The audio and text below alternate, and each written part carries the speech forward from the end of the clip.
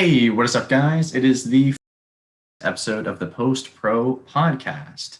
Thomas is going to be joining us later, but as for now, let's start off with some movie news. Sebastian, I know you have quite a bit. Oh, I got a lot. All right, ladies and gentlemen, I got some incredible news this week to share with you all. It's been a very interesting week to be a DC fan. We got Snyder Cut coming out literally in the week or next week. Very exciting stuff. I'm very excited. But I think on Wednesday, the entire first hour and a half of the movie got leaked on HBO Max. Somehow, if you watch Tom and Jerry at this specific point on specific Wednesday, Tom and Jerry was not playing. It was the Snyder Cut. Really?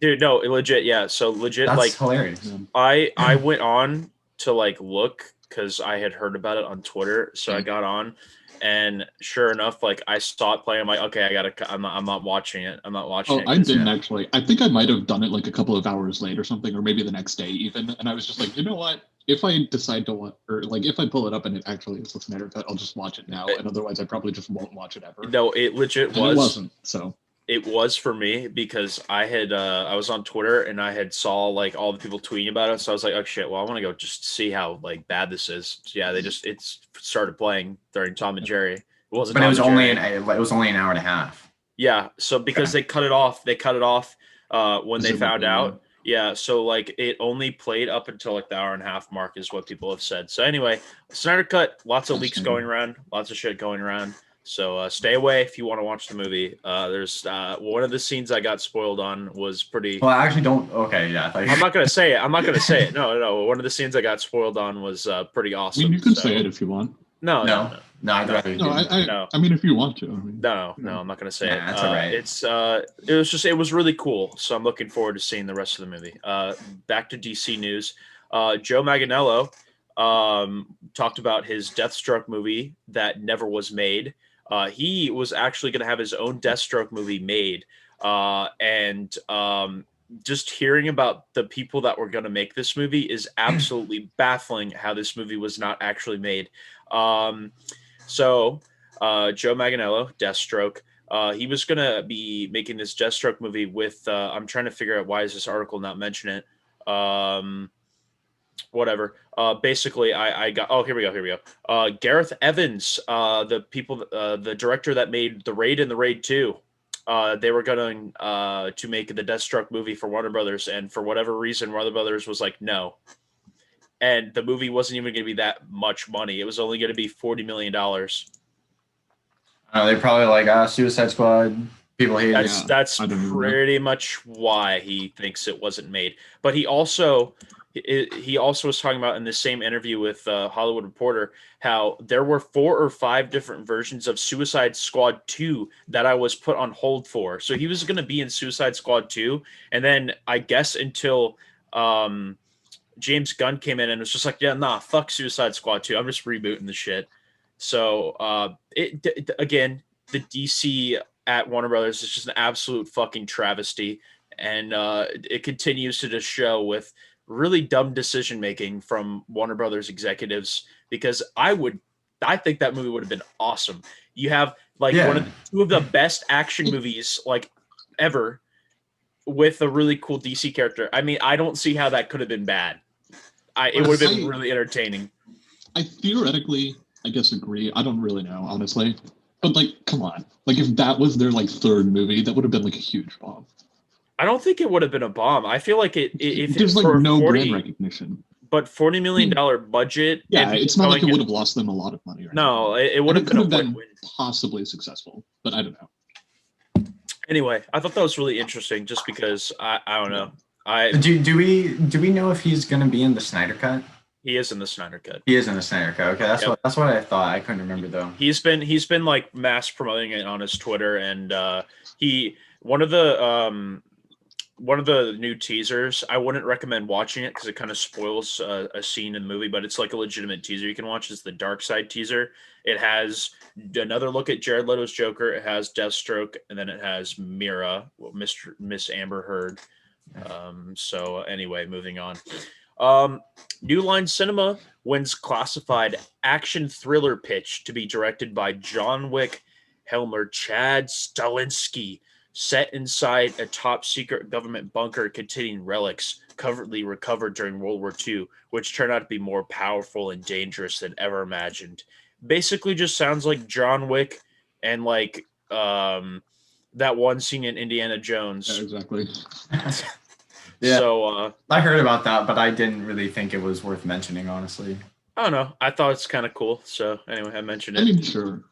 And then I didn't even know about this. I'm going to be quite honest, and I thought it was a Gucci shoot. I was on Instagram, and I saw Lady Gaga posted the photo of her and Adam Driver, and I was like, oh, that's a really cool Gucci shoot. And then I was like, but there's no way. I'm like, why is she with Adam Driver? So I had to look it up, and there's because I was like, what is this? So House of Gucci is like filming right now, I guess, and Adam Driver looks like a fucking dad. He looks like a literal like 60s like suburban dad.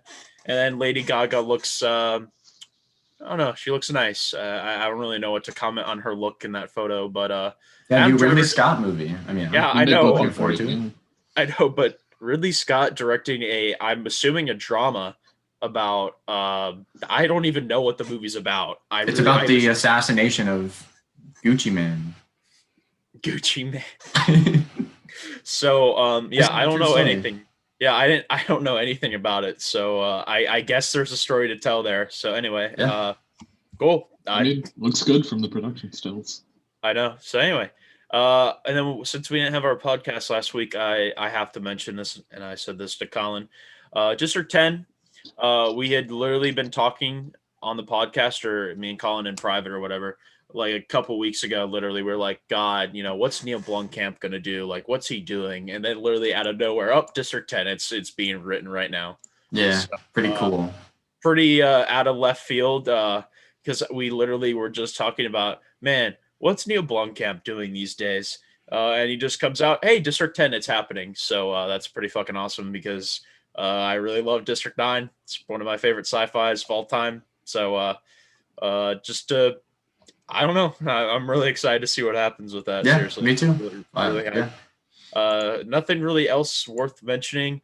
A lot of it's just more DC shenanigans. So off to Noah. All right, Noah. Yeah. All right. Well, so one of the things I had was the Adam Driver, Lady Gaga thing, which isn't really news, as I said, but I guess I said before we started recording. But either way, also I'm just linking it in the chat, but these are also other fun photos from the set. Okay. Anyway, the other thing I had, which was just a couple of days ago, Gore Verbinski and Roger Deakins are working on 2 new animated movies. That's the headline, and that's also pretty much all we know at this point. Obviously, animation takes a while, so it could be like another 3 or 4 years. And I mean, with Gore Verbinski, we could also just never see them. I mean, that's entirely plausible. I think he has like 5 projects in development that have not been officially canceled. Dude, I wish he had gotten to make the BioShock movie. Every day of my life goes by. I sit there and I go, don't even know. He was supposed to make a BioShock movie for Universal, and they were like, video game movie's bad, so we don't want you to do it. And they had already poured a fuck ton of money into it. And so you can just find all the concept art online for it. And it's just like beautiful. Like it would have like been a 1-for-1 like of the game. It's just really sad. We could have had one good video game movie and Universal said no. But that's interesting that it's animated. Has Roger Deakins done any animated? Yeah, they did Rango together, which was animated. Oh, okay. I fucking love Rango. So like that's why. Rango's fucking awesome.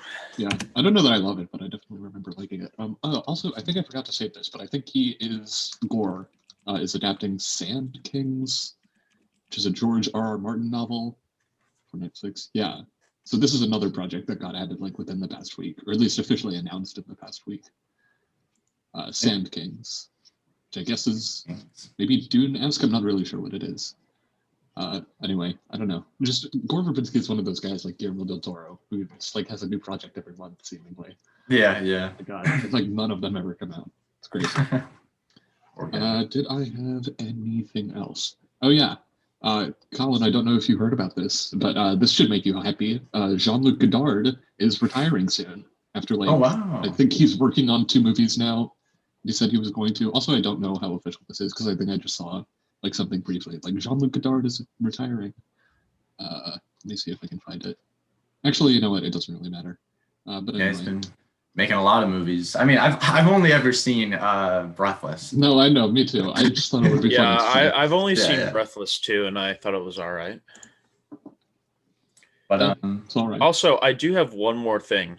Just a little throwing like a bone out, see if anyone's interested, because I think I'm probably the only one that cares about this.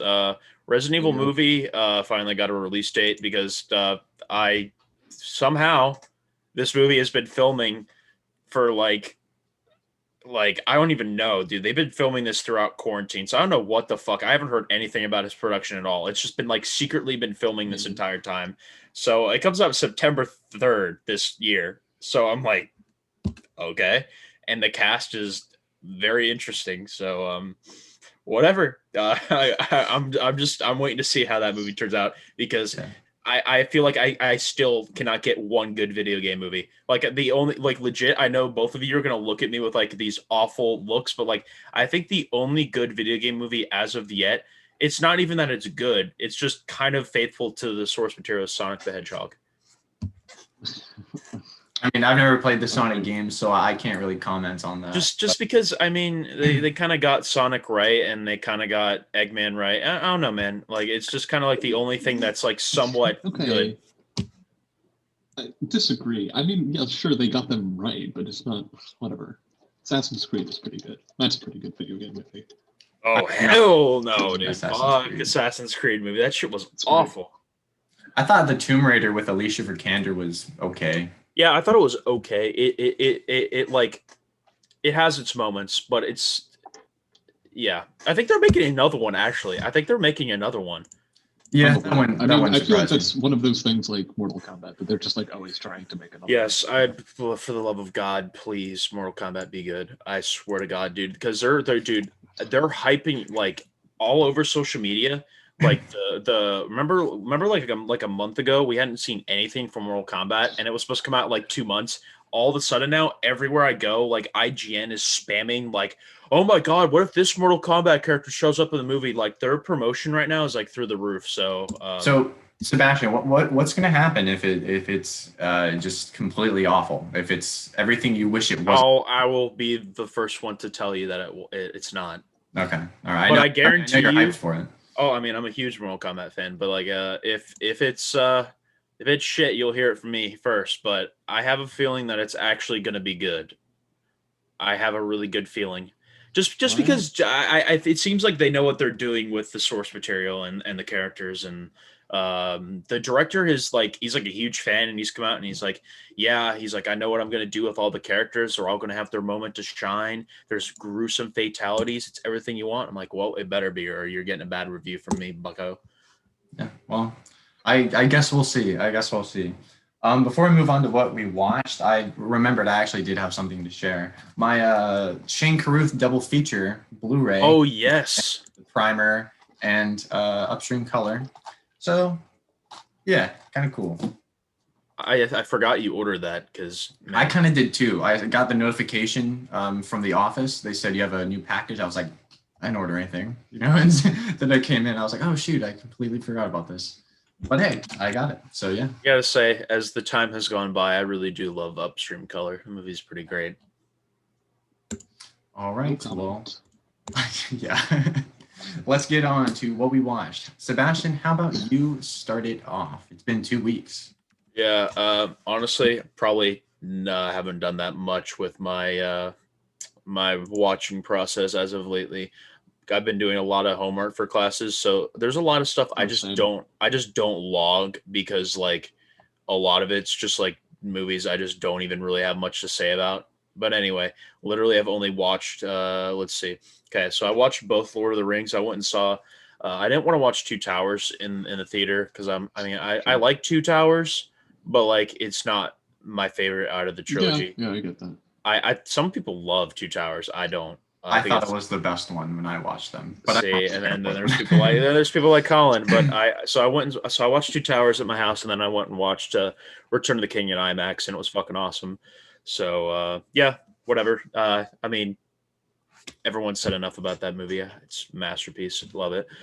Tropic Thunder. I had the urge to watch Tropic Thunder because I was like thinking of movies I haven't watched in forever that I want to revisit, and I was like, Tropic Thunder is a good one. So I watched it, and yeah, that movie's fucking hysterical.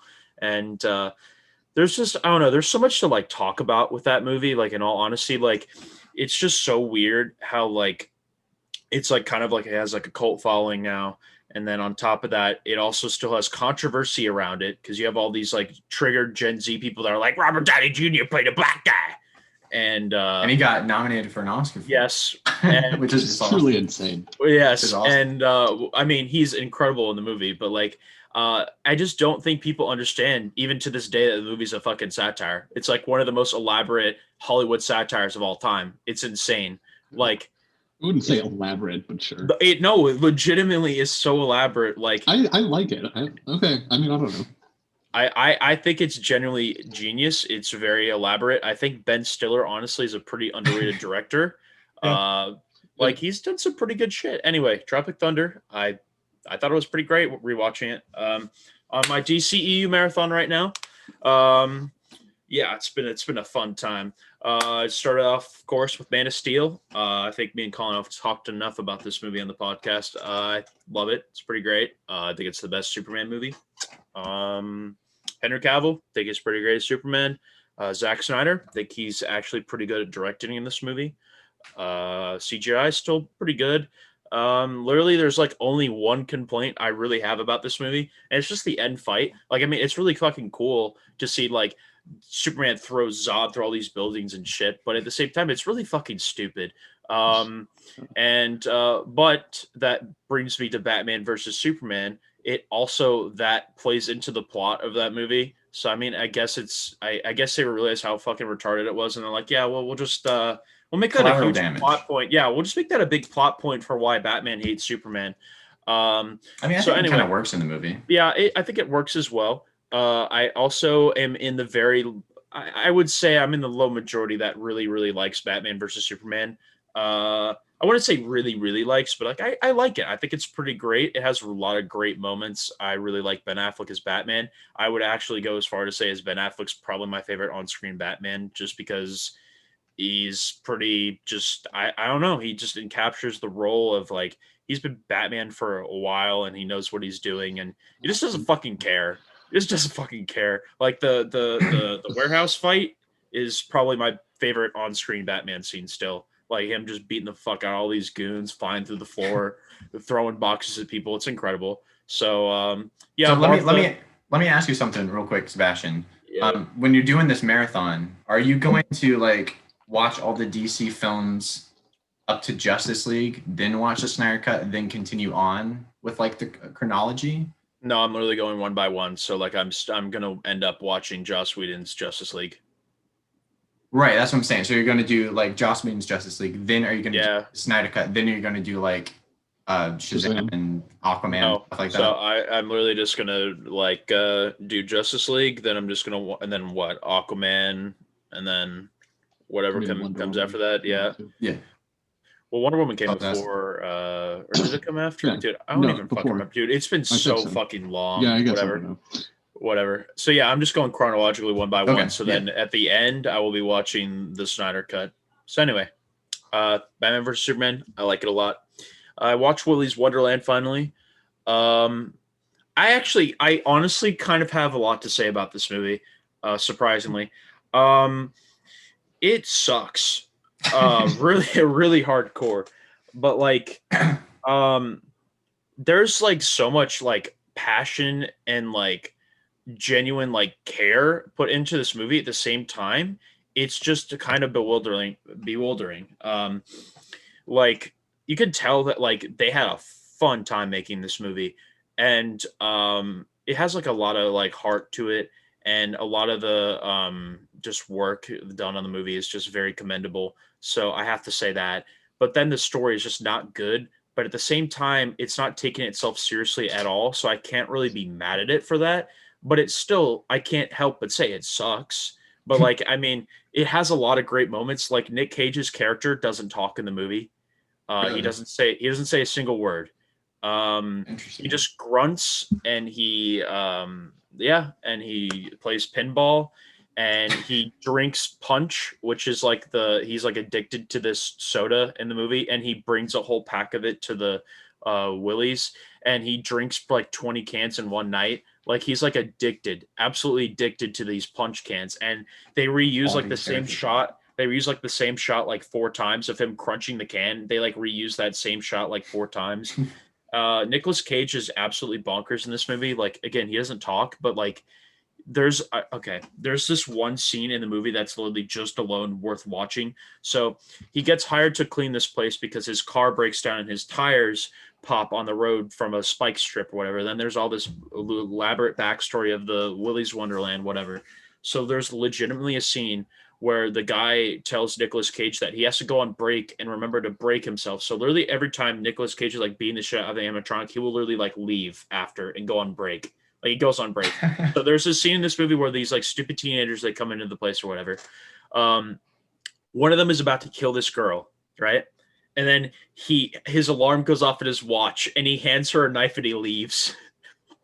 And he just fucking walks away and he goes and he goes on break, and I'm like, holy shit, that alone was worth the watch of the movie. So I highly recommend it. It's fucking hilarious. There's shit like that in the movie that like, yeah, it's not a good movie, but there's a lot of heart and like fun, and it doesn't take itself too seriously. That like I can't say it's like a bad movie, but I really enjoyed watching it.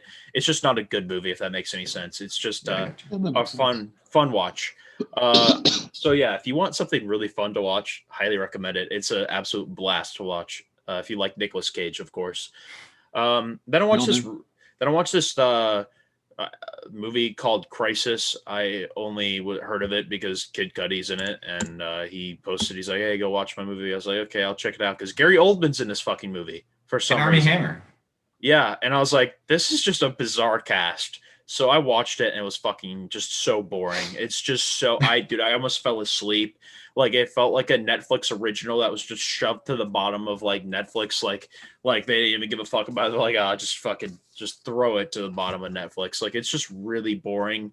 No one gives a good performance in this movie. It's just boring. Gary Oldman is just wasted in this movie. Kid Cudi he's fine. He's barely in the movie as well. Again, it deals with opioids and stuff, and it has good intentions and what it's like trying to say, but at the same time, it just fucking sucks. So please stay away from this movie with a 10-foot pole. Very boring.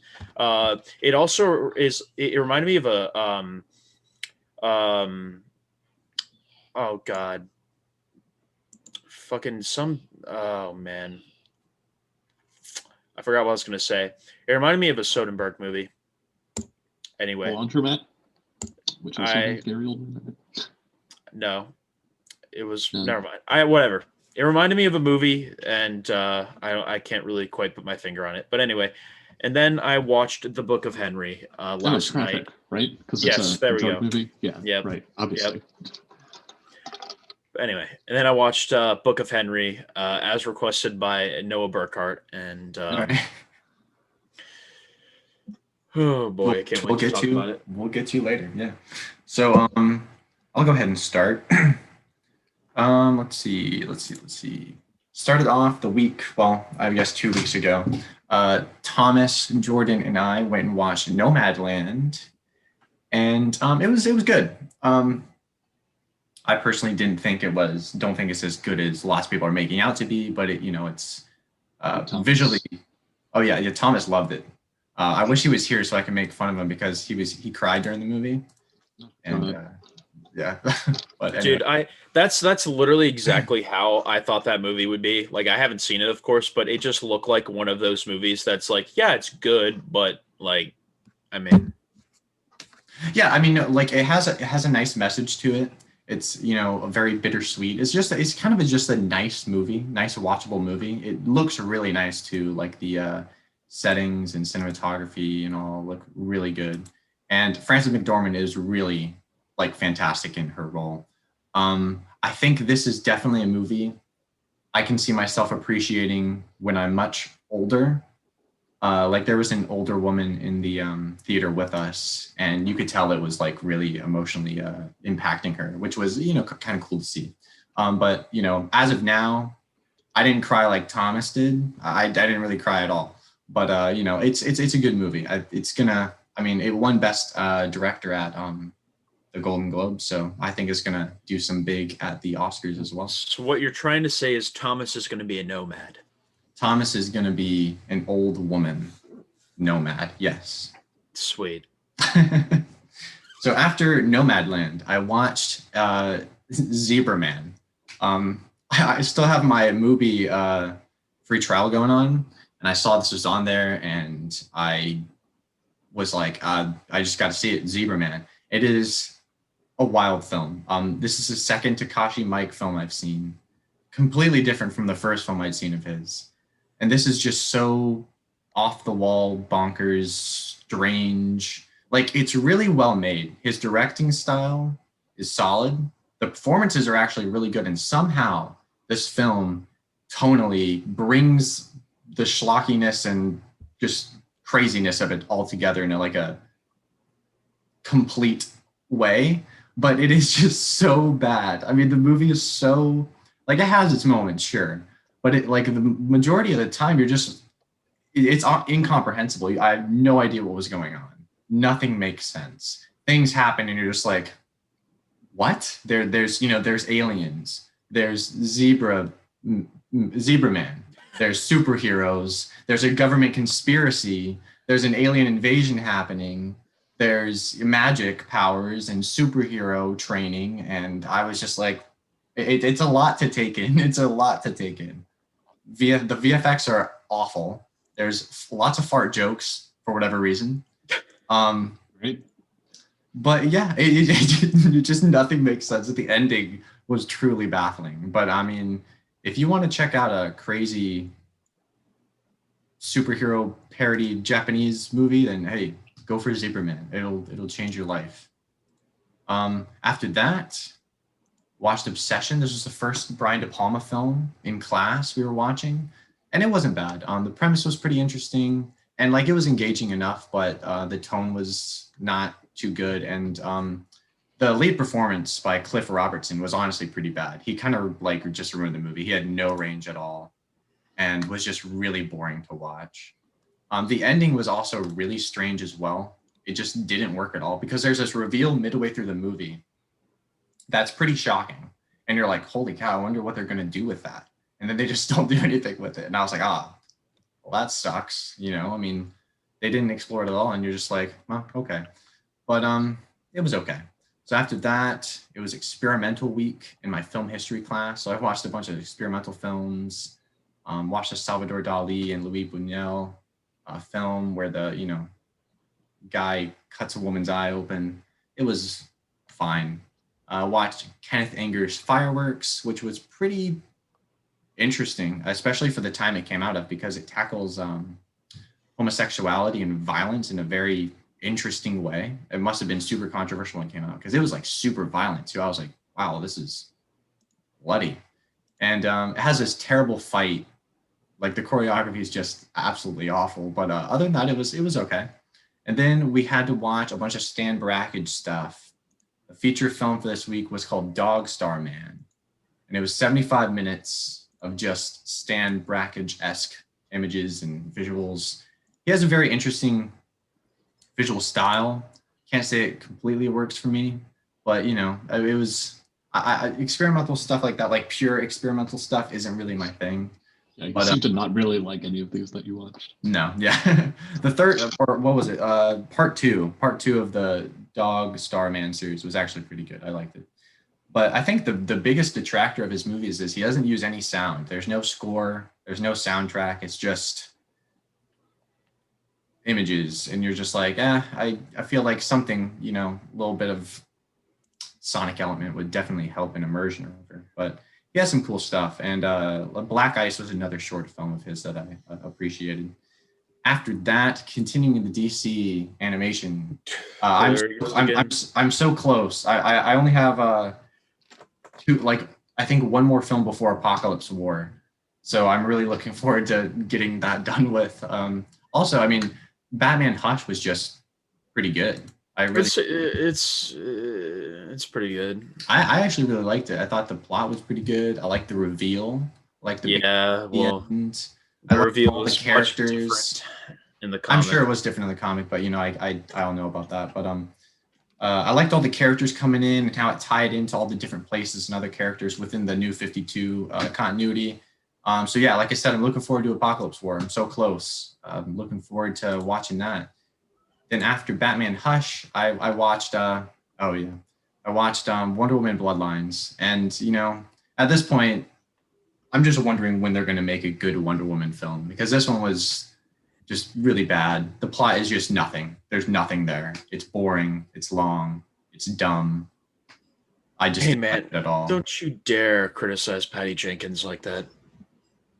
No, I will. I'm getting ready to start my DC EU marathon too, and I am just dreading rewatching Wonder Woman. I hate it. It's not that bad, man. It is. You can't convince me, Sebastian. I'm sorry. It's okay. Then after that, we had a double feature Brian De Palma horror night. This week we watched Carrie and The Fury. Carrie, there's a lot to like there, and I do kind of like the movie. I just don't think it's a great movie. Yeah. I just don't think it's as good as it could have been. I like the editing. The tone mostly holds it together. John Travolta is great. I really like the humor and characters in the movie. The ending is also really good. But it's really hard for me to believe that Sissy Spacek and Piper Laurie got Oscar nominations for their roles here. I mean, Piper Laurie is honestly, in my opinion, kind of bad. But Carrie's all right. So I just wanted to say one more thing about Carrie before I move on to The Fury. The whole prom sequence is probably my favorite sequence of the entire film. It's honestly great. And after seeing it again this time, I still have quite a few issues with it. But I think I want to see it again. I want to give a third opinion. I don't know. I feel like it's one of those movies. I do know. Yeah. I don't know. You gotta watch the Chloe. I just don't even want to say her name anymore. Chloe. Really? That's who it is? Come on. It's just lazy guess. God. Yeah. Well, is that the one you watched, or did you watch I'm assuming you watched the original one, right? We watched the Brian De Palma original. Yeah. Okay. Well, have you seen the I saw a clip of the 2013 Carrie in a clip of the Brian De Palma documentary we also watched in class. It's not bad. I heard it is, but I mean, I don't know. It has its moments. Anyway, moving on. So after Carrie, we watched The Fury, which is another telekinesis, supernatural horror film directed by De Palma. It's so similar to Carrie in concept that it was a little weird to watch back to back. It is different in terms of where the story goes, but it was so bad, ridiculously bad. I was shocked at how boring this film was. It was only 20 minutes longer than Carrie, but it was 5 times as boring and felt 5 times as long. I mean, it was so uninteresting. Everything that happens in the plot it's just a nothing movie. Nothing happens, nothing interesting happens. It's never fun. I mean, it has a few cool moments, 60-year-old Kirk Douglas doing parkour through the streets of Chicago was honestly pretty insane. That was pretty fun. But the ending, things happen and you're like, that's it. It doesn't make any sense. It's awful. The acting's bad. It's written horribly. I couldn't wait to get out of class. And it was 10:30 p.m. I just watched 4 hours of movies and I was oh my God, I should have just left after Carrie. The Fury, really, really bad. After that, in my film history class, we started up on the new Hollywood movement and started in the 60s and 70s. And so we watched Easy Rider, which is a film I think I more admire than like. It definitely had some interesting moments. Peter Fonda and Dennis Hopper are really good in their roles, and Jack Nicholson comes in a small supporting role, and he just steals the show. I didn't even know he was in it, so it was pretty cool to see him. The film looks really nice. It's just, the characters are cool, they're likable, but you don't really get much up from them. The story is pretty bare bones. Also, there's some really weird editing going on, though I will say at the end of the film, they go to New Orleans, and there's this sequence where they all trip on acid. And it is some of the coolest editing I've seen in a while. It's a crazy sequence. The ending was also pretty good, just really sad. Definitely not a bad movie. It's just, like I said, I more admire than like it. And then after that, we had to watch a documentary about the new Hollywood movement called Easy Riders and Raging Bulls. It was really interesting documentary, really revealing too. Like, it interviewed a lot of people, and you found out some crazy stories at the time, like what Scorsese and Spielberg and Lucas and De Palma and Sam Peckinpah, Peter Bogdanovich, what they were up to at the time, how they, where they got their influences from, what they did, how the studios reacted to their films and stuff, and it was all pretty interesting. Really crazy stories. I had no idea some of the stuff that was. Where did you watch this? It's actually on YouTube. Oh, okay. It's free on YouTube. Interesting. The transfer, the sound is pretty bad. I will warn you if you ever decide to watch it. The sound transfer is pretty bad. Sure. For a documentary, I feel like that doesn't really matter. Yeah. Or at least it doesn't matter as much. Sure. Yeah. But it was very interesting. Like, I had no idea Martin Scorsese was a drug addict for a while. So, hearing some stories about all that stuff was pretty interesting. But then, after that, I watched Book of Henry last night after coming back from Disney. I was really tired, but I watched Book of Henry. Wow. Okay. Yeah. So, all right, Noah, take it away. Your 2 weeks. I guess I'll take it away, and it looks like I have, 8 or 9 minutes to kill. So anyway, I'm going to go through this fairly slowly, I guess. Spend about 2 minutes per film. Let's see. So anyway, started the week off with my own Private Idaho, which, I don't know, was kind of hoping Thomas would be in here by now because he's the only one who's seen it. But I don't know. I kind of liked it. It's pretty good. Pretty slow. Not too slow, I don't know. Sort of like, intimate, affecting drama type thing. I guess like non-linear, but not that non-linear. I guess it more just like opens in media res, sort of. But not really, I don't know. Kind of weird to describe, like sort of the structure of the actual plot. But yeah, I don't know. I liked it. Thomas doesn't apparently, but what are you going to do? Yeah. Watched Kajillionaire, which was kind of bad. I mean, I don't know. It's just one of those movies where the two leads have chemistry and then they get together at the end and you're like, okay. I mean, yeah, great. This could have been 20 minutes long. I don't know. It just throws in so much plot and I just couldn't it have just been a romance? I don't know. I'm so confused. Anyway, after I watched that, I was like, yeah, okay. I really need to stop watching new releases because God, I don't even remember the last time I watched a good one. Hey, First Cow was great, but I watched that a year ago. Anyway, rewatched Miami Vice, which I think I was actually talking about a little bit. Ew, I'm going a little too fast, actually. I can see. But anyway, the theatrical cut, which is available to rent. This might have been this wasn't on HBO Max. Thief was on HBO Max. Anyway. I found it a lot more easy to understand, which I think obviously it helps that I had seen it a second time, but I think also the theatrical cut is much more clear. Yeah. Obviously, it's the directors, but I saw the theatrical and I liked it. Yeah. Yeah, and like I said, I like the director's cut. I think I like this cut more, but again, it might just be me being more used to the movie. Also, what was I going to say? Oh yeah, and just more used to Michael Mann's sort of style of filmmaking in general. I was going to mention something else. Whatever, I don't know. I like it a lot.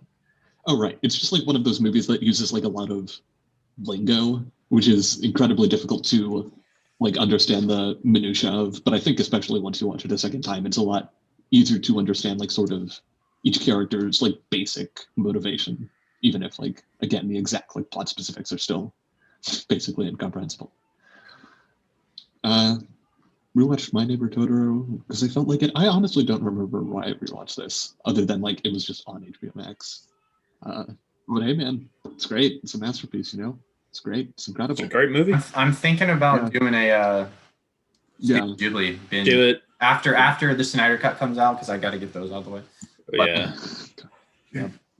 You know, I mean, yeah, you definitely don't have to watch all of them because there's a lot. It's like 18 or something. Yeah. Yo, we getting the Snyder meal.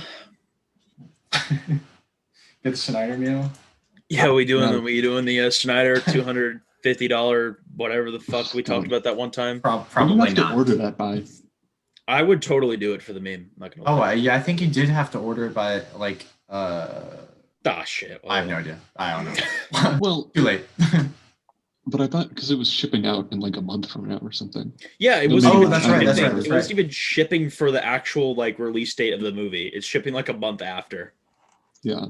Damn. Or maybe like arrives a month after and ships like 2 weeks or something. Damn. So I'd have to wait a whole month to eat my Snyder meal. They while watching the actually Snyder Cut. prepare it when you order it, and you get it a month later, regardless. So it's gonna come in just disgusting, moldy, rotten.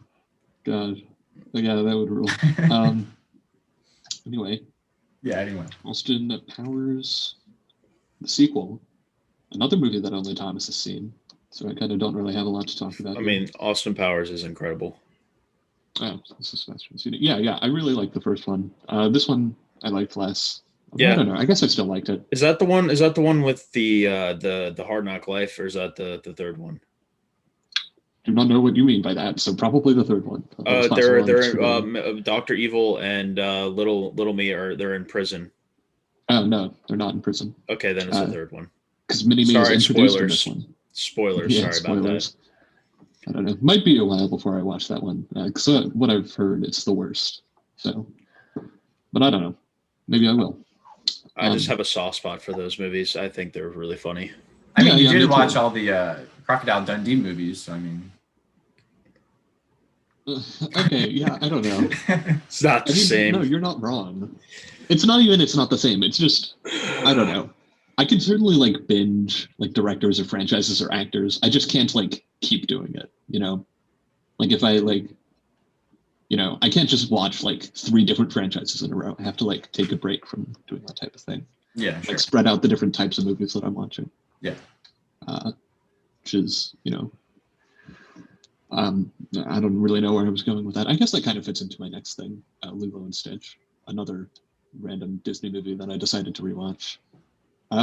Pretty good. I guess a little better than I remember it being, or maybe a little better than like I thought it would hold up, I guess. I don't know. I guess I don't really have a super strong opinion on this one, but I don't know. It's pretty good. Shadows, John Cassavetes' first movie on the Criterion Channel.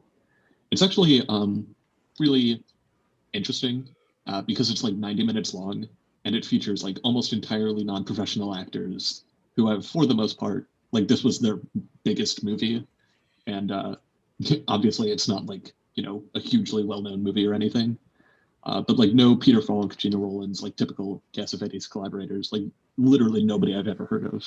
And Cassavetes himself does not act in the movie, which sometimes he does. Speaking of him, he was the villain in The Fury, actually. Oh, right. I did see that. Yeah. So did you like him at all in it? I mean, his performance was fine, but his character was just nothing. Sure. Yeah. That's more what I meant, like performance-wise. Yeah. Because, you know, I think they hate a lot of performances in De Palma movies. Or at least dislike. I don't think he's a really good actor's director, from what I've seen thus far. Yeah, I mean, he's definitely a much better, what do you call it? I guess like the opposite, like Visual, lens like director. Yeah, I don't even. Yeah, know. I guess so. Yeah. Yeah, visual director's definitely better. Yeah, I agree. Anyway, back to Shadows. I don't know. Honestly, mostly fun to watch, just sort of as like, if you like Cassavetes and kind of like seeing where he's going, because also it's like a restoration, and you can tell in like the first 10 minutes that it is definitely like a restoration. And also like very amateur. Like there's just a lot of like weird editing, dubbing in the first like 15 minutes specifically. And then after that, it kind of settles down into like a romance between like 2 or 3 characters but I don't know. Like the first 15 minutes, just like, oh wow, this is going to be rough. But then it isn't. So I don't know. Rewatched The Wrath of Khan. Pretty good movie, I would say. Yeah. Never seen it. Yeah, no. I mean, I don't know. It's one of those movies that's been talked about to death, but it's good. We need to talk about Kevin on the Criterion channel as well,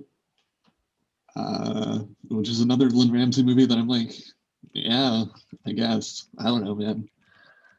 Honestly, I really want to see her other movies because from what I've heard, like what Ratcatcher and More Vern Collar or whatever it's called, are kind of like more similar to each other.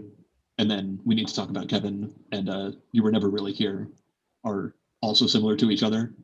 And that like those two are very like, you know, traumatic movies, and the other two are apparently different. I don't know how. But anyway, yeah, I don't know. Another movie that I'm like, ugh, I don't know. It's certainly effective, and I don't really like hate it or dislike it per se. It's just like hard to give a rating to something like that. But yeah, I don't know. Worth watching, I guess. It's been a while since I watched it. I don't even remember when I watched it. It was years ago. Oh, yeah. What was I going to say? Oh yeah, I think I watched it like fairly early on in the day, and I was thinking of like watching another movie afterwards. But then after I watched it, I was just like, yeah, well, my night's ruined. Just drained. I don't watch anything else. Yeah. Witness, the Peter Weir Harrison Ford movie. It's really good. Honestly, it's not super like unlike what you'd expect. You know, it's a very 80s Harrison Ford thriller type thing, where, you know, he has sex and all the stuff that he normally does, and he solves a murder. Very 80s. Yeah, but I don't know, pretty good. I mean, I'm a fan of Harrison Ford, and I'm a fan of Peter Weir, so there you have it. There you go. Oh man, Thomas is late. It's been 20 minutes and he's still not here. That's crazy. Thomas, I'll text him. I guess I'll just have to go a little bit slower, I guess. Yeah, just start talking slower now. Like elongate every syllable. I mean, dude, our viewers are gonna love this. Yeah. Anyway, I mean, I don't even think I'm halfway through, so I think I should be fine. Yeah, you're.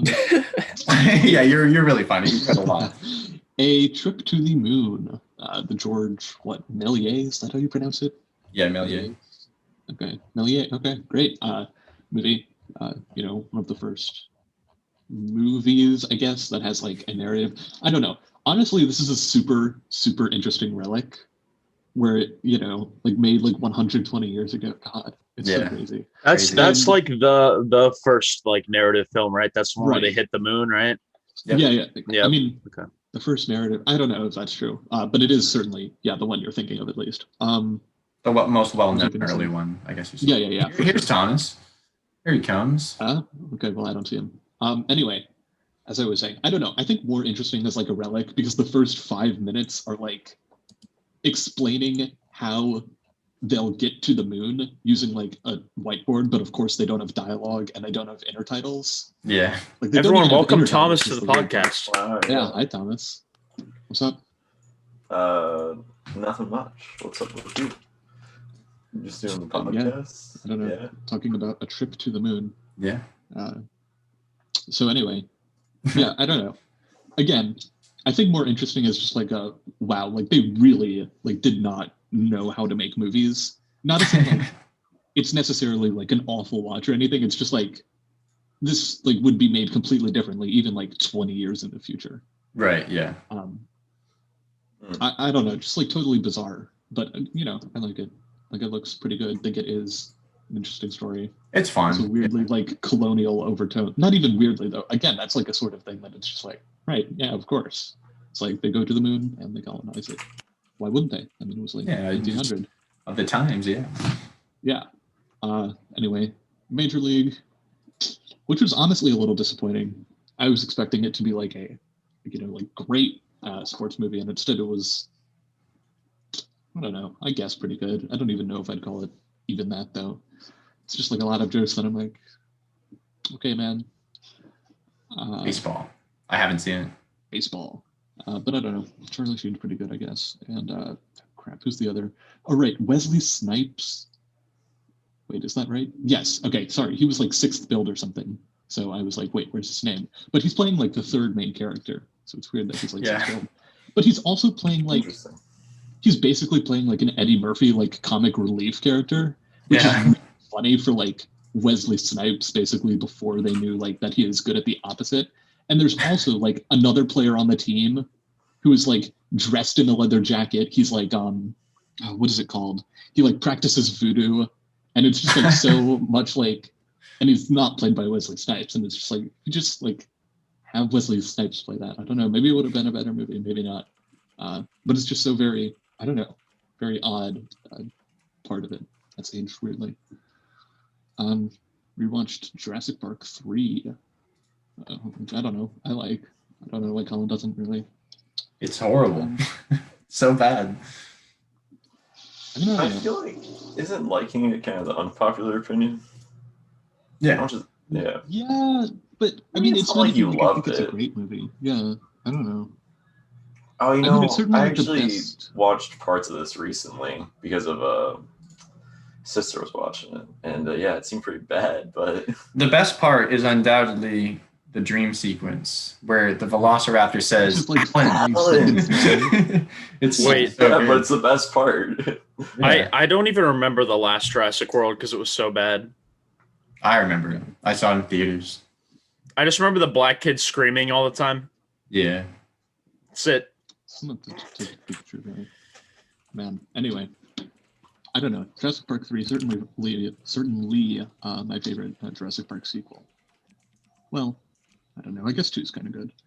I mean, again, good is relative, but you know what I mean. And I don't know. I think it's a fun dynamic to have, like, you know, William H. Macy and Ty Leone have an arc that is pretty different from what we've seen. I don't know, because so many Jurassic Park movies are samey. Like, they're all the same movie, except for this one, I think. Which I don't know, ends up kind of working for me. Whatever. 3 Ages, a Buster Keaton starring and directing vehicle thing, co-directing apparently. Anyway, pretty good. Well, pretty good is maybe a stretch. I don't know. Again, similar to my feelings on Jurassic Park 3, I think it's kind of good, but there's definitely a lot better, type of stuff for, if you want to watch Buster Keaton do some fun stuff. And also the 3 Ages, like, conceit of, like, we're going to do a thing in the Stone Age, a thing in the Roman Age, and a thing in the Modern Age. It's just like, I don't know. The Modern Age one is so clearly better because they have, like, a lot more, what do you call it? Like, they have gags on all 3, but I guess they have a lot more, like, stunt work, I suppose, in the Modern Age. Yeah. And they have, like, weird physical gags in the other 2. I mean, sort of like Flintstones, I guess, for, like, the Stone Age. Yeah, I don't know, worth watching. It is, though. Like, it literally, I mean, it's not, like, literally the Flintstones, but it's just, like, a weird, like, transposition Oh, of no, sort I of... was laughing at your review of Jurassic Park 3. I thought it was a funny joke. Thank you. Anyway, rewatched Treasure Planet, continuing my thingy. I don't know, pretty good. I like it. Although, I don't know, could be better. Say Anything, rewatched on a whim, basically. God, why did I there are so many movies this week that I rewatched, and I was just like, why did I? But anyway, I don't know. I ended up really liking it this time. I really liked it the first time. I liked it a lot more this time. I think it helps to, I don't know, because I feel like it's one of those things where, like, you're going in, like, or at least on the, what do you call it, cultural touchstone of it is like, oh, it's like this sweeping romance, like young people in love. And I think the main takeaway I got from it the first time was, like, it's actually a really funny movie, and the romance is good, but I wouldn't even say it's, like, the best part of the movie or anything.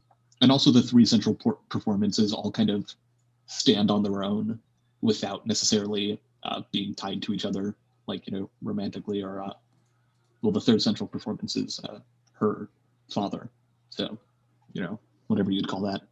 But anyway, yeah, I don't know, should have won some Oscars probably, maybe not though. 1989, pretty good year for movies, I would say. Yeah, I agree. Burnt. Oh my god. Man. Why'd you watch this? Because I had to do my physics lab in my room, and I was like, man, this is going to take me like an hour and a half or so, and I really Also, They I just wanted to throw noticed. something on. Yeah, I just wanted to. I feel like there was like a more specific reason than that. I mean, like that definitely is what I did. Like I was obviously working on my lab and at the watching the movie, sort of. Hmm.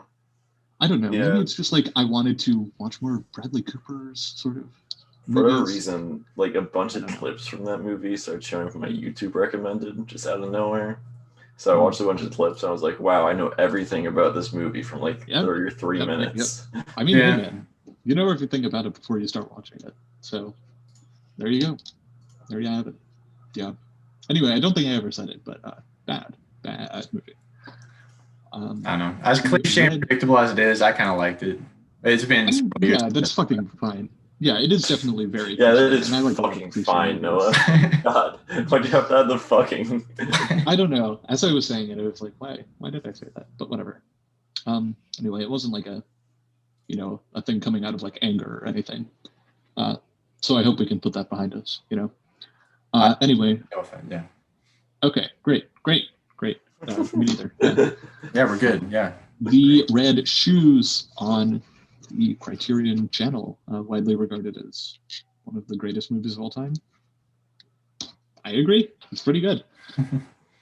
Especially from like the central performance from, I think, someone who was basically a ballerina and acted in like 2 other movies, maybe a couple more, mostly just like as favors from Pressburger and Powell, seemingly.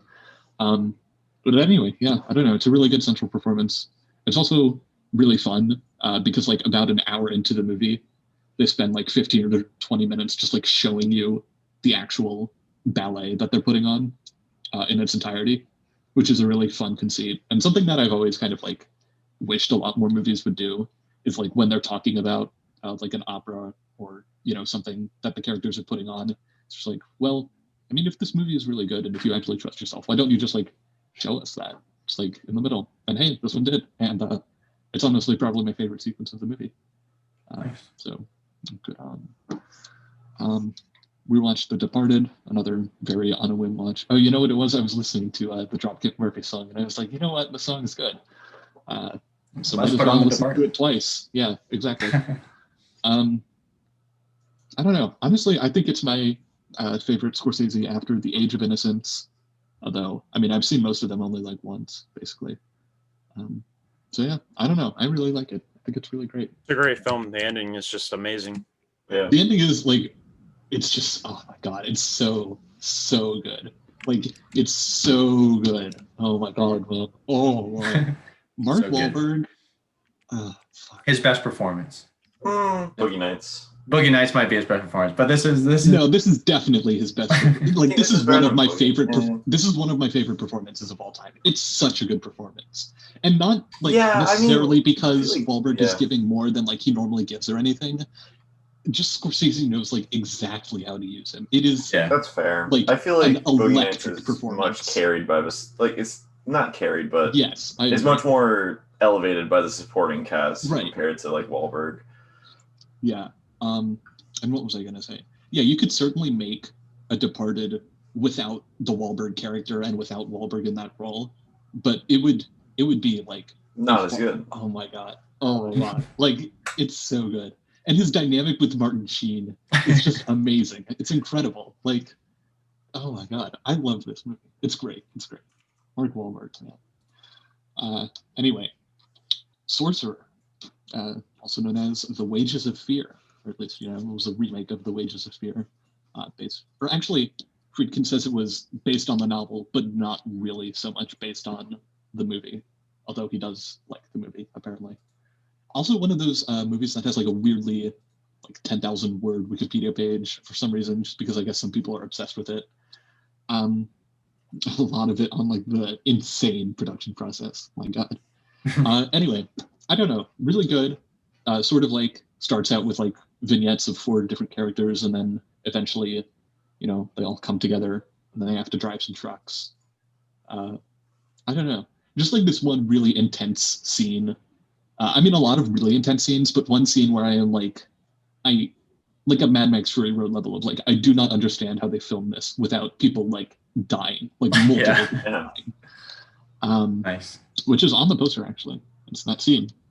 Cool. God, it's really intense. And also because there are 2 trucks, they have to do it 2 times. So it's like they do it once. You're like, oh man, that was great. And then there's like a brief interlude where it's like the first truck is like, man, we made it. I hope those other guys don't, because we want their money. And then they just cut back to the scene of them doing it again. And it's a great scene. Great, I guess, 2 scenes technically. But what does your tag of Tangerine Dream mean? It means scored by the krautrock band Tangerine Dream. Cool. Yeah. Very neat. Which I think is also like what Thief and The Keep, Risky Business, Near Dark. Oh yeah. The Keep. Yeah, The Keep. Yeah, Keep. Underrated movie. You should watch that movie, Thomas. I'm saying Thomas because I think he's the only person who would actually watch it if I told him to. Yeah, you're probably right. Sebastian, I thought you were frozen there for a solid minute. You didn't move at all. I was kind of looking while Noah was talking. I was like, Sebastian, what happened to him? Yeah, I'm alive. Okay, that's good. Yeah, I guess you might like The Keep too. I don't know. It's like a weird Nazi meets monster movie where like an entire hour was cut out of it. And it makes absolutely no sense. I'm quite interested now, knowing it's also man. What the fuck? Yeah, it's the least. Man. I'm obsessed with those movies. That's like the least, like blank movie of their career. You know, Planet of the Apes. Fucking the last. Well, okay, the last Airbender is not really worth watching. But I don't know. Like Planet of the Apes is so weird and not burden me at all. The Keep, similarly. Although I don't know, it is weirdly like sort of a Michael Mann movie, but then also there's like an hour cut out of it. So it just, like I said, it makes no sense. All right. You can keep going. Okay, good, because I only have a couple left. Between the Lines, a movie that I watched on the Criterion channel. It's honestly a great movie. It was like, another just like electric sort of ensemble. I don't know. The thing I kept comparing it to was like The Big Chill, which is another Jeff Goldblum featuring ensemble cast sort of Gen X hangout movie. Although I guess this isn't so much Gen X. But anyway, yeah, I don't know. Just a really good movie. Also, one of those movies where you watch it and you're like, wow, things really haven't changed in 50 years. Which I feel like I say a lot. But anyway, also, yeah. Also, like weirdly prophetic. And that it's like, 3 years before Reagan was elected, and it's like exactly, like it feels like something made during the Reagan era about 10 years ago, sort of like The Great Gatsby was for, the Great Depression or whatever. But anyway, yeah, I don't know. It's like it's funny. It's very hot. One of those like All the President's Men movies where everybody in it is just like very hot. You could just like dress like this, That's crazy. 1970s, man. What are you gonna do? Then I watched Office Space, which is pretty good. All right. Classic. Yeah. I don't know. I think what was I gonna say? Obviously, I watched Idiocracy a couple of weeks ago, and I hated it. And I think this, if anything, suffers from sort of the same problem where, like, I think Mike Judge is just a little too misanthropic for me to fully enjoy his movies. But I mean, like, obviously I do enjoy misanthropic movies, so it's not necessarily a like personal problem. It's more just like, I think for a satire to work, they need to be a little more humanist, at least for me. But I don't know, I think it's all right. Definitely a lot better than Idiocracy. And then I watched the Book of Henry and like the first hour of Twilight, and then I got tired and didn't finish it. So we'll probably finish that tonight. Before we restart, I could just go through what my stuff was real quick. Good idea. Go ahead, Thomas. I thought I had one more. I'm missing something. No, I don't think so. Nomadland, really, really fucking good. I guess Colin probably already talked about it. I didn't hear what Colin said, but I mean, we had an extensive discussion about it. I let them know that you cried. Oh, did you? You did. Yeah, it fucking hit like a truck, man. The movie's sad as shit. But like, and then Colin talked about it being, it's like, God, what was the term you used? It's a bittersweet happiness kind of idea. It's very, very good and well worth all nominations. I was very close to giving it a 5. Hands on Hard Body, also quite good. I didn't rate it because I wasn't fully paying attention. I was doing homework in the background and all that. But I feel like you can just give it to someone, and it could be someone's like perfect idea of what like the southern part of America could be. It's interesting. I definitely think it's well worth a watch. Yeah. Because I Hey, don't wait. remember. Before you move on, next time you're doing homework and you want something to watch, you should watch like The Keeper, The Buried Secret of M. Night Shyamalan. I probably It's a will. movie that you know isn't going to be great. Come on. My bad. I mean, it's fine. I just wanted to put it on, right? I probably would. Yeah, no, I get that. I don't remember if it's like Tarantino's like number one recommendation or if it's favorite documentary or something, but something like that for Tarantino. Makes sense. Then I watched 2012 for my physics and film class, which is just physics class. And it's a bad movie, right? By all means, 2012 is a very, very bad movie, but it's pretty fucking fun, right? Yeah, I never didn't enjoy watching it. And CG's pretty good too. Still, which one? the CG in it. Oh, a CG. I think It's all right. well. Yeah, it doesn't look too bad in a lot of the scenes. Like, so I think some of it's really bad, but part of it's like, yeah, it's not bad. But I don't know what this teacher's obsession with fucking Emmerich is. Yeah, that's true. There's a three out of the 5 fucking movies we have to watch was physics and film. It's talking about like the science and films, and we're watching Independence Day Resurgence. I can go on like an hour-long rant about that class. The class is fucking stupid. But yeah, that's besides the point. This is a movie podcast, not me ranting about my class. And then book it. All right. Okay, so I have one question for you guys. One question, okay? Uh-huh. Do you guys know how tall Lee Pace is? 6'5". Yes, Lee Pace is 6'5". Good job, Colin. Good job. I think I saw a review that said something about that. Wait, Lee Pace is 6'5". tall who is? Lee Pace, star of... Was that the guy who's 6'5"? Yeah. The only person in the movie who's 6'5", Thomas. Come on. What the he's 6'5". yeah, he's 6'5". Yeah, Lee Pace. So anyway, thus concludes my segment, positive things I have to say about the Book of Henry. So anyway, on to the rest. Honestly, I don't know. I really, flocked out of the movie, really early on this watching. The first time I was, really engaged because it was insane. But I don't know, man. This time, the Giacchino score starts up and I'm like, oh god, this is going to be, excruciating, isn't it? And it was. It was bad. It was definitely worse than the first time I saw it, honestly. Ugh. This movie was a flop. Whoa, it's a real flop. Pretty bad. Say. I mean, I don't know, man. Just you bring up something about this movie, and I'm like, bad. Giacchino score, bad. It is also badly used in the movie. I guess maybe on its own, it's all right. Not awful, but it's just going for a tone that's just no. Pretty much every central performance, except for, as I mentioned, Lee Pace, is pretty bad. Especially Sarah Silverman and I guess Naomi Watts is but all of them are bad. I don't know if I'm trying to single out who's the worst. God. Honestly, okay. So what was your guys' process watching this? Because I guess the more insane thing to talk about is the twists, which obviously were not surprising at all for me. If I'm gonna be honest, I watched it last night and I made it probably through 75% of it, and I fell asleep. Yeah, that makes sense. I was so bored and I was so confused about what was going on. Yep. I fell asleep. I literally passed out with my laptop on my legs. Do you remember, the last thing that happened, more or less? No. This is probably a movie that I'll just forget about in 3 days and never think about it. Really? Again. That's literally the Jeremy Johns. It's literally the Jeremy Johns. Yeah, I'll forget about it in T-minus 2 days.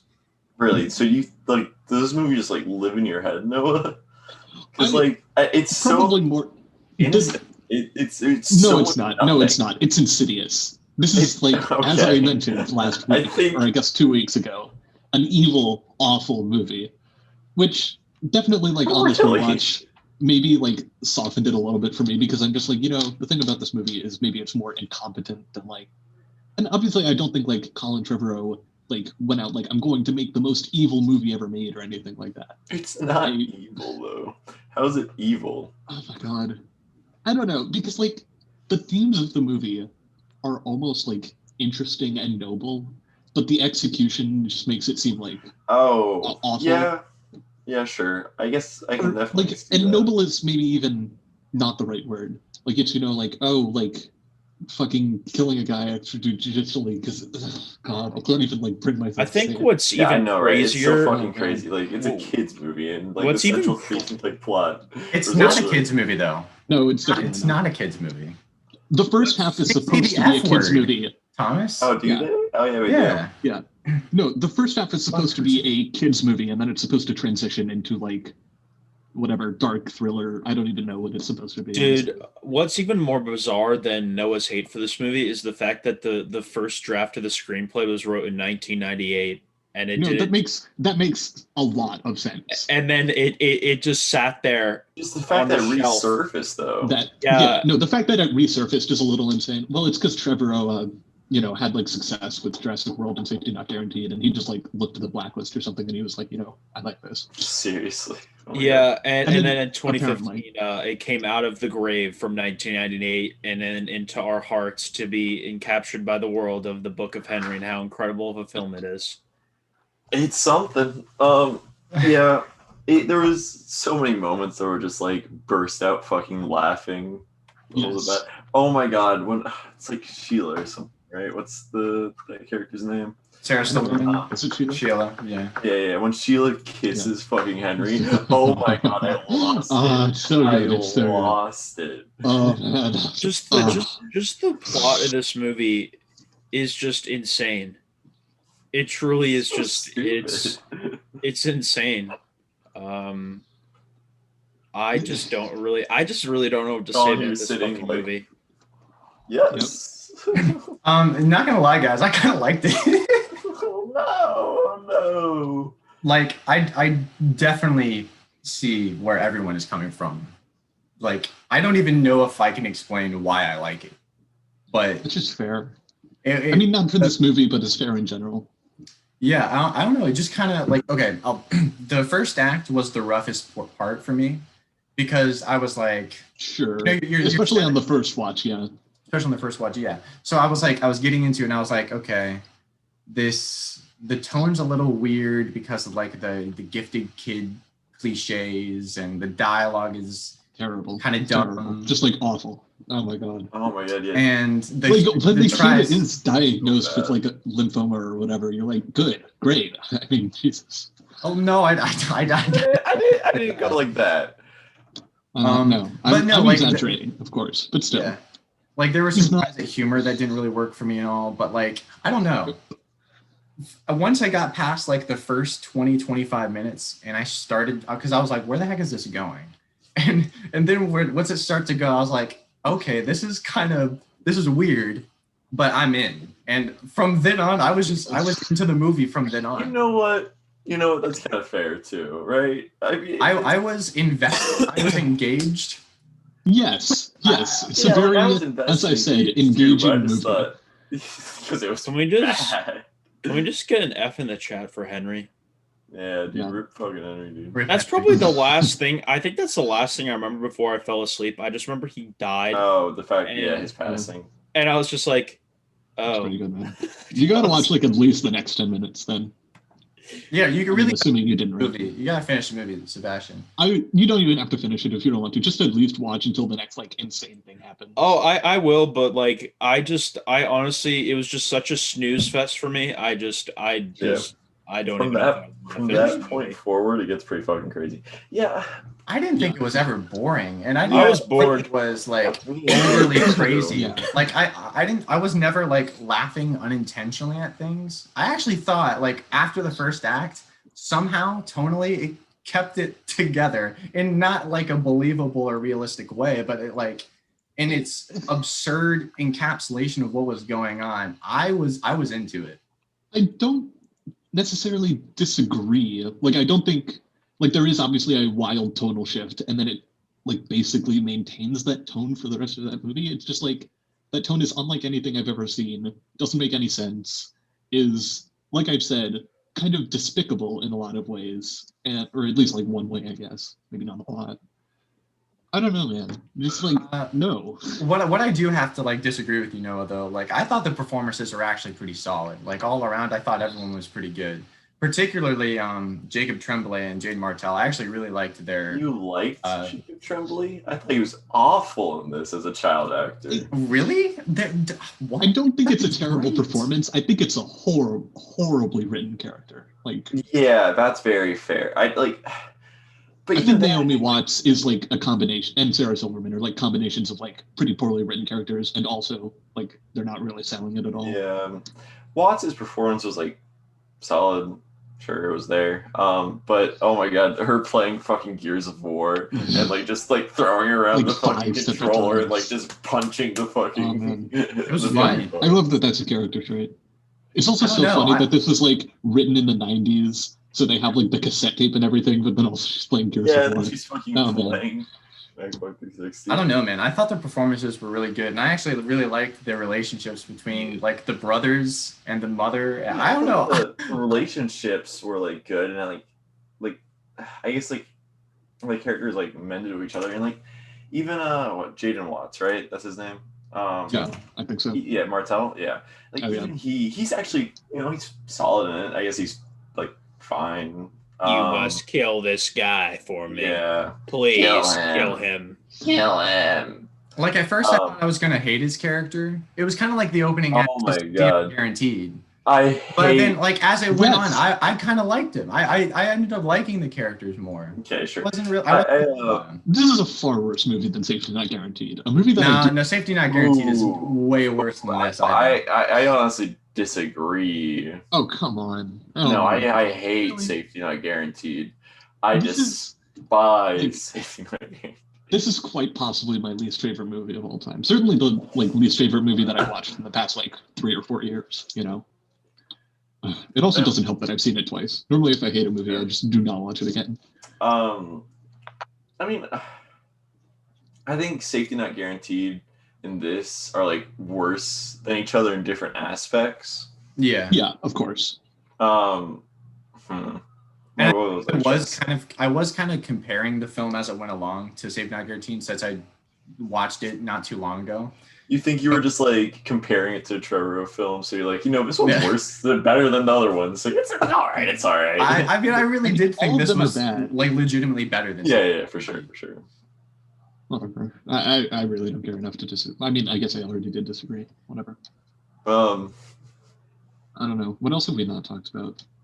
Oh God. Especially watching it a second time, there are a lot of random shots in the classroom and whatever where it just cuts to Maddie Ziegler out of nowhere, and I'm just fuck you. Oh my God. Fuck off. You didn't deserve some this. Of those oh my God.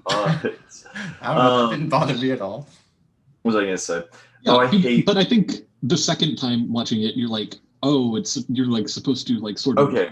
So it kind of worked. This is foreshadowing in some way. And, yeah. Fuck off. All right, so it kind of worked in the end, but the fucking overlapping the editing with the talent show to her on her way to go fucking great choice. I thought it was great. I actually thought it was great. Okay, at first it did not work at all, but when it got to the tap dancing, the beat of the tap dancing was kind of neat, and then when it got to the dancing, then it's thematically makes sense too. I mean, but at first when it was some kid telling stand-up jokes or that, which was incredible. That was an incredible act. Funny. That was really funny. I think honestly, this movie is a lot like Cats, where by the third act you're just yes, great decision, incredible. I love this, and you have no idea if it's ironic or not. No, Cats was just bad. Cats is definitely bad. Cats is just a pile of fucking shit. Right, like this movie. I was just bored. I mean, I just didn't give a fuck about anything that was going on. Yeah, obviously, if you were bored by this movie, then I understand why you think it's better. For the first half, I was definitely with you, Sebastian. I understand why you'd fall asleep if you're tired. I literally woke up and watched this. I woke up and grabbed my laptop and put it on. I fell asleep to this fucking movie. Yeah. In the first half, if I was tired and trying to watch before bed, I probably would have fallen asleep too. But fucking. See, I went into this movie knowing its reputation. I was expecting it, looking at some of the reviews without reading them, just looking at some of the reviews of people I follow on Letterboxd, it's a majority like 1 star, 1.5 stars, stuff like that. Because it's an awful. I was expecting to absolutely hate people this. have liked it too, right? And then I was I'm like- not surprised that you liked it. Yeah, I You mean, just after the look at first graph act, distribution. yeah. I mean, after the first Yeah. act, which I thought was like a little rocky, but I don't know.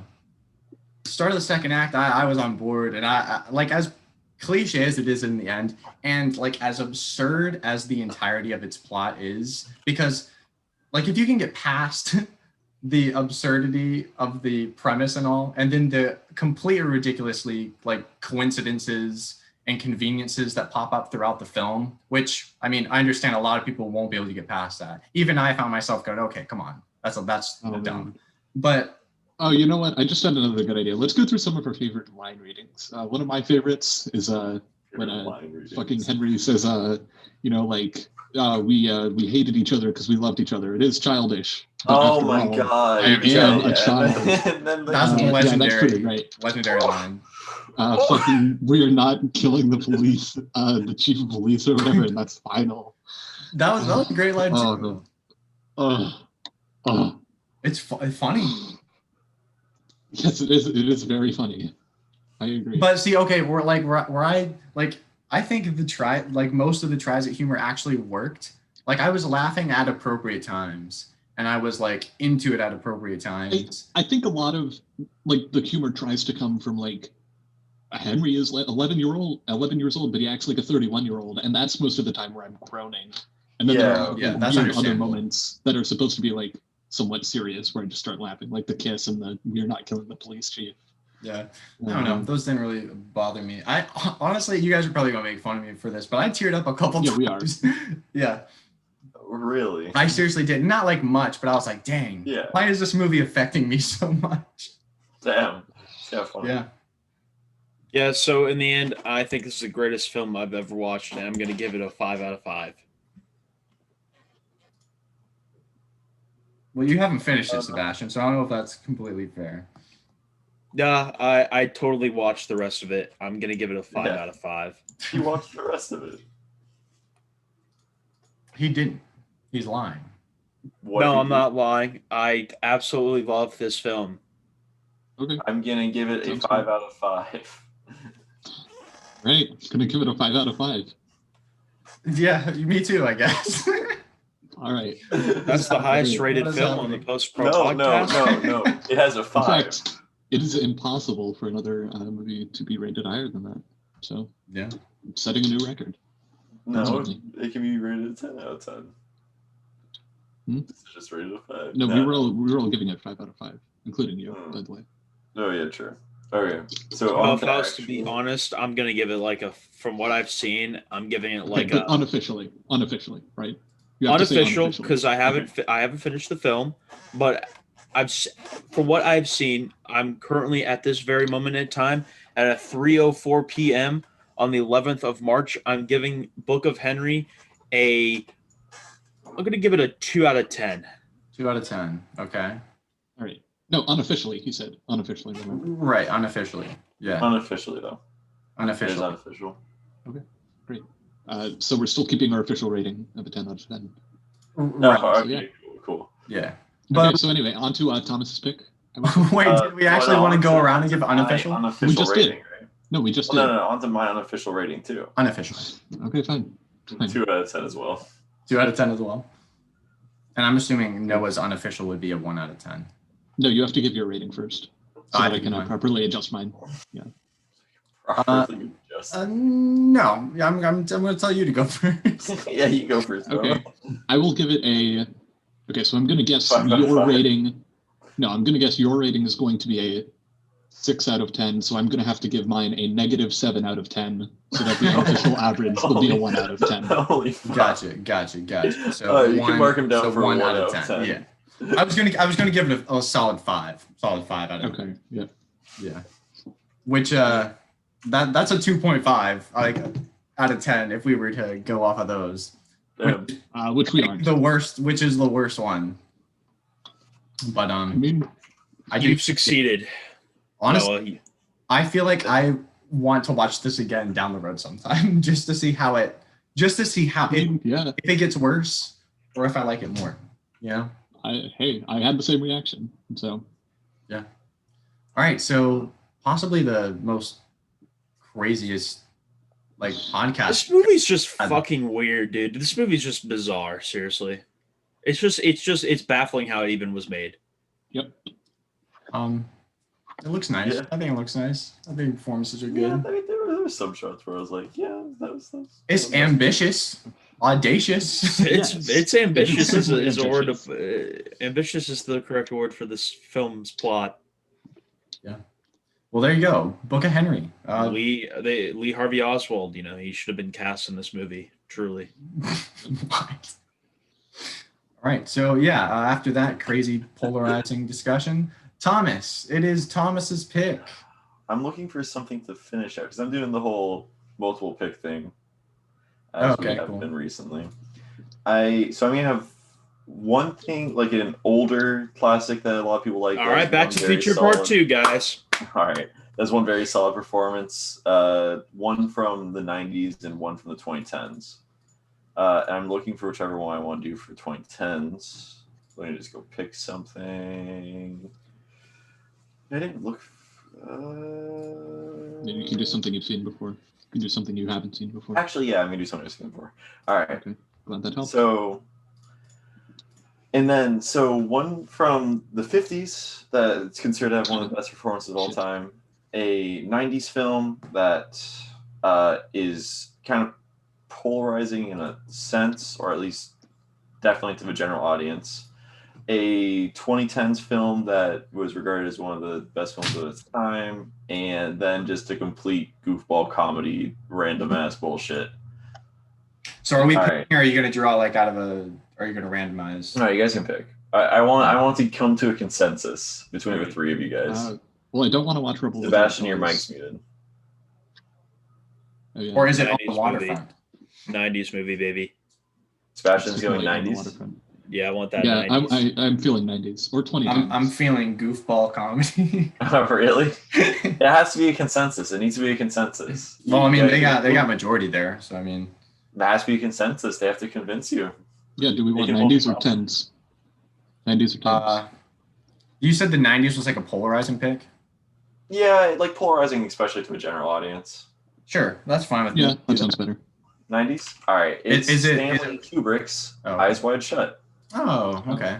I've seen I, that. I have not I've seen seen that I- too. maybe I have seen it. I think it's been a long fucking time. That's the Tom Cruise one, right? Yeah, Tom Cruise, Tom Cruise. Kidman, Sidney Yeah, Poitier. I've actually I watched it a long Orgies time and ago. shit. I've been wanting to rewatch that actually, so I'm actually pretty excited for that. And so Noah was right about the 50s. It was on the waterfront.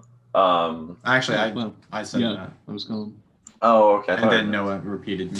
I Oh, said okay. Rebel Without a Cause. And then Oh, yeah. her, I have seen 2013. I am going to watch that this week. Yeah, I yeah. was maybe going to watch it this past week, but I'm definitely Oh. going to watch it this Yeah. week. I'm Yeah. excited. good. Eyes wide shut, dude. Fuck yeah. And then the goofball complete whack comedy was Trojan War, which was a movie that Sebastian and I found off of doing. Oh the- yeah, Oh dude. yeah, I remember that. Yeah. Oh shoot! I know. I wish we were gonna watch that. Oh, We- is that we can all just watch available to Trojan watch War. anywhere? No, Is that it's available okay. to watch? I found it on Amazon. It's okay. I'll just make it the pick next week, guys. Oh, sick. I don't think it was. It is anywhere. available to rent. Oh, it's for Yeah. Or Yeah, maybe you can this is a rent it on different one, Amazon. honestly. No, it's it. Oh, okay. No.